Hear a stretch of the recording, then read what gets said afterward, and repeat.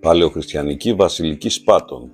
Βρέθηκε μετά από λαθρά ανασκαφή. Κάποιος δηλαδή γνώριζε και έψαχνε εκεί παρανόμως και ακολούθησε στη συνέχεια η κανονική ανασκαφή, αφού το περιστατικό δηλώθηκε στην αρχαιολογική υπηρεσία. Η κανονική ανασκαφή έγινε κάπου τη δεκαετία του 60 και διήρκεσε 2 χρόνια.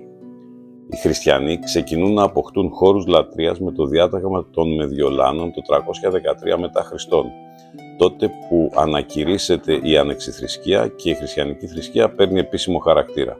Μέχρι τότε οι χριστιανοί ήταν κυνηγημένοι στις κατακόμβες. Τότε λοιπόν, στην αρχή της δημόσιας λατρείας και προκειμένου να έχει το χαρακτήρα του δημόσιου και του επίσημου αυτή η λατρεία, υιοθετούν προσαρμόζοντας τον τύπο της Ρωμαϊκής Βασιλικής που χρησιμοποιούσαν οι Ρωμαίοι για τα δημόσια κτίρια τους.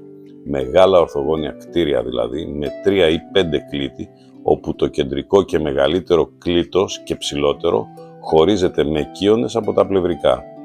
Η παλαιοχριστιανική των Σπάτων διαθέτει στην ανατολική πλευρά την αψίδα, που ήταν το ιερό, και στη δυτική πλευρά νάρθηκα και εξωνάρθηκα. Ήταν τρίκλητη. Σύμφωνα με τους αρχαιολόγους, είναι της πρώιμης περίοδου, δηλαδή στα τέλη του 5ου με αρχές του 6ου μετά Χριστόν αιώνα, επειδή δεν έχει βαπτιστήριο.